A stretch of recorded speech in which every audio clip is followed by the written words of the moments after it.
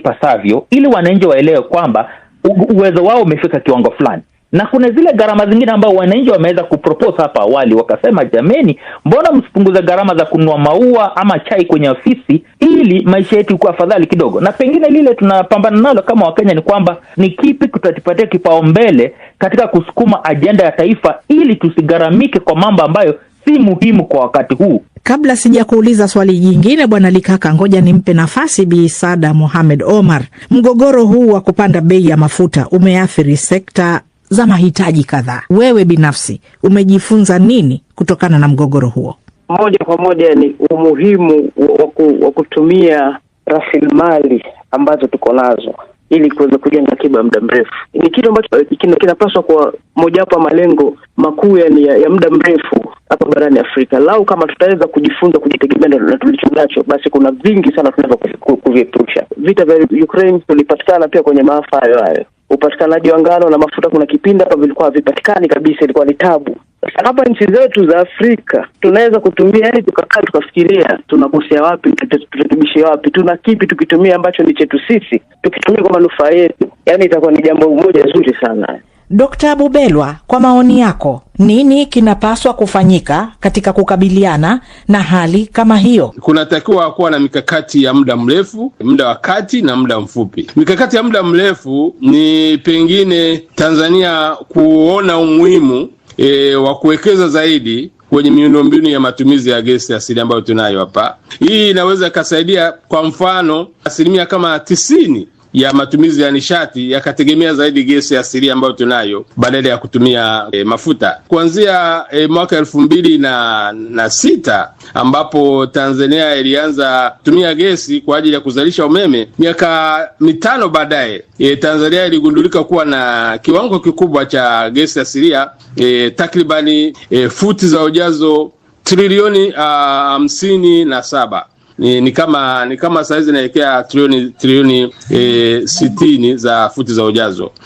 Kwa hiyo katika hali ya kawaida ni kwamba tulitarajia tangu wakati ule ingechukua miaka 5 kujenga kiwanda kikubwa cha kubadilisha hiyo gesi kuwa tayari katika hali ya matumizi, inaitwa LNG. Lakini bahati mbaya shughuli hiyo ilichelewa sana. Hiyo mpaka leo unapozungumza takribani miaka 15 imepita, hatujaanza hata kuzalisha hata kidogo.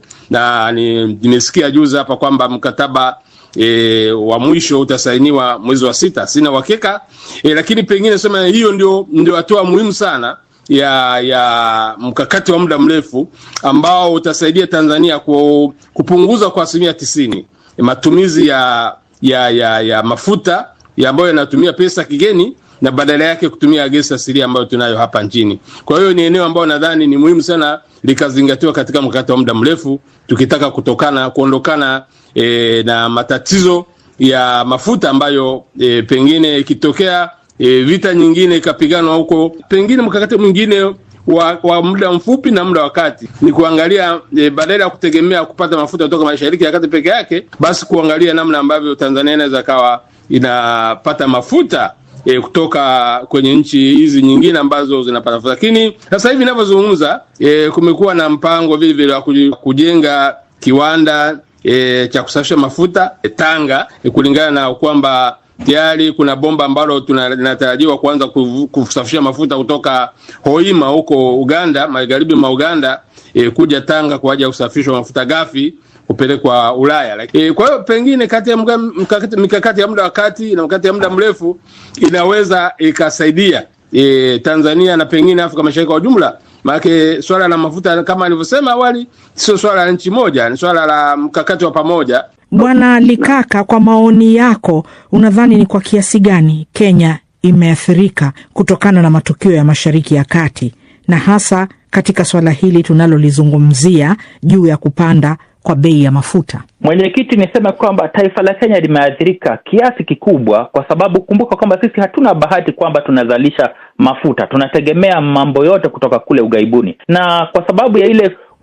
mikakati ambayo tunajaribu kuweka kama taifa, tumeshindwa pengine kwa sababu tuna ule utegemezi mkubwa sana wa bidhaa kutoka nje ambayo ni hatari sana. Growth rate yetu tulikuwa tunatarajia kwamba uchumi utakuwa kiasi fulani, huenda hatutaweza kufaulu hivyo. sisi kama Kenya kuna mambo mengi ambayo huenda yataingiliwa sana kisiasa, kwa sababu kumbuka kwamba bei ya chakula, tulikuwa na mipango hapa, hatukufaulu na mipango weza kuzalisha vizuri, fertilizer ama hiyo mbolea hatukupata vizuri, umeme ndio hivyo tena, gharama ya umeme imeenda juu. Basi inaonyesha kwamba mwananchi wa kawaida hawezi kufaidika kwa sababu uongozi uliopo pengine haujatilia maanani masuala haya. Hata kama kuna shida na migogoro ya vita kule ugaibuni, je, vipi hapa nyumbani tumeweza kuyashughulikia? Ndio unaona kwamba tunaathirika katika maisha yetu ya kila siku, na ni sekta zote, na tunaona kwamba gharama ya mafuta Kenya imekuwa ikiongezeka pole, na ndio hivyo wananchi wamefika kiwango ambao wanasema hapa tumefika mwisho, lazima tufanye mgomo. Ndio naona sasa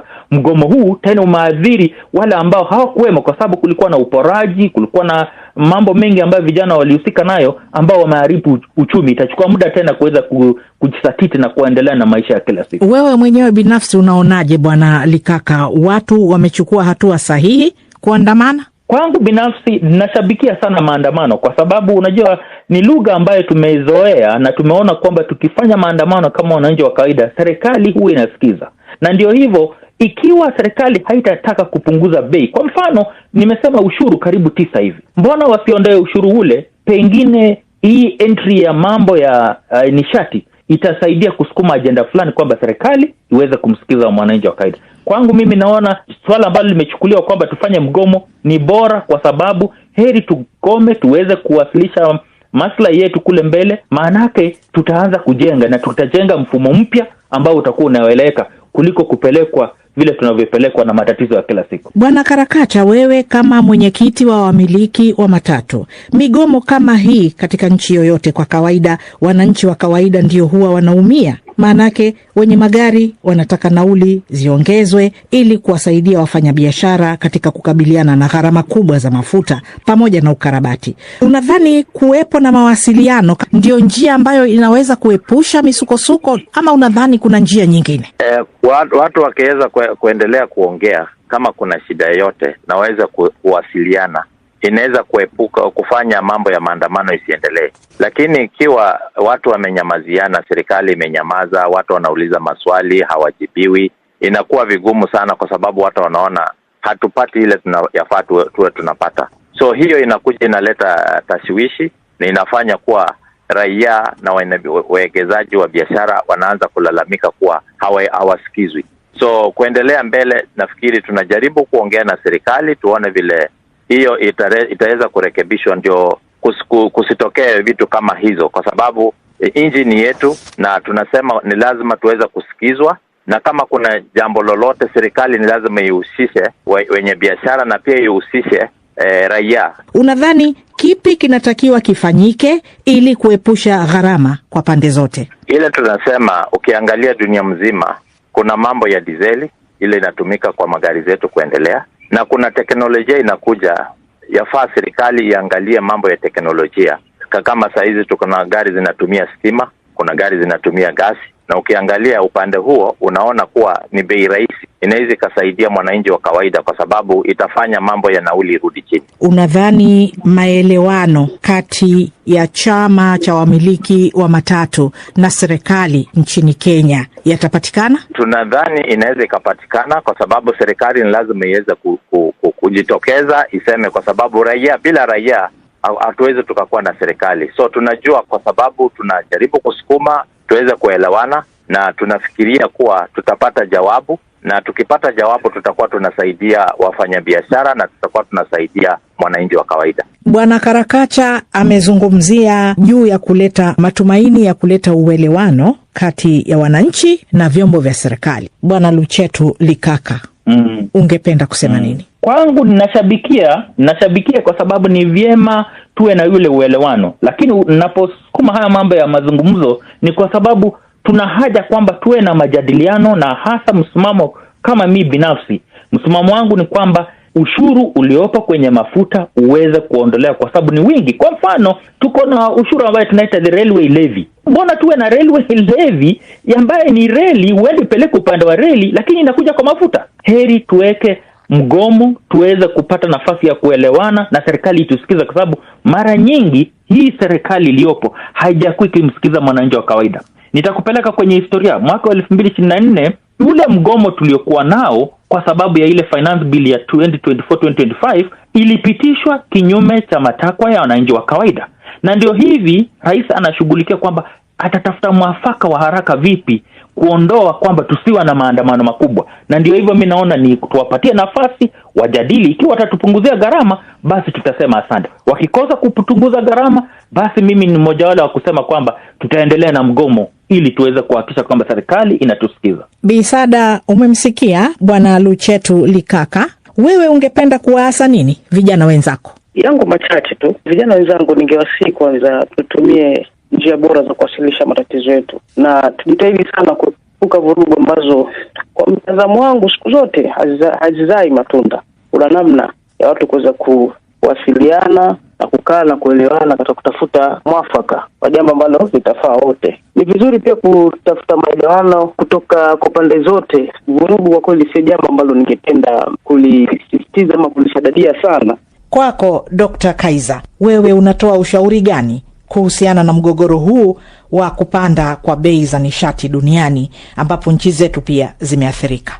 Ushauri wangu moja ambao ni muhimu ikafanyika ni swala la kuangalia kupunguza utegemezi wa mafuta kutoka Mashariki ya Kati, lakini kwa upande wa pili kutafuta maeneo mengine ambayo inaweza kawa ndio chimbuko la kupata hii nishati ya mafuta. Kwa mfano nimesema juu ya mafuta yanayopatikana katika nchi nyingine, tukaangalia pengine na mikakati ya pamoja ya kuhakikisha kwamba hata huko mafuta yanakopatikana tunaweza tukazalisha huko, lakini tuwe na uwezo sisi huku wa kuwa na kiwanda cha kusafisha mafuta, kukawa na aina fulani ya umoja wa katika uzalishaji na usafishaji mafuta, tukawa na uhakika zaidi badala ya kutegemea kununua mafuta ambayo yamesha kusafishwa ambayo yanaletwa hapa na wafanyabiashara, makampuni au watu binafsi ambao kwenye biashara zaidi, wakati sisi mtazamo wetu sio biashara.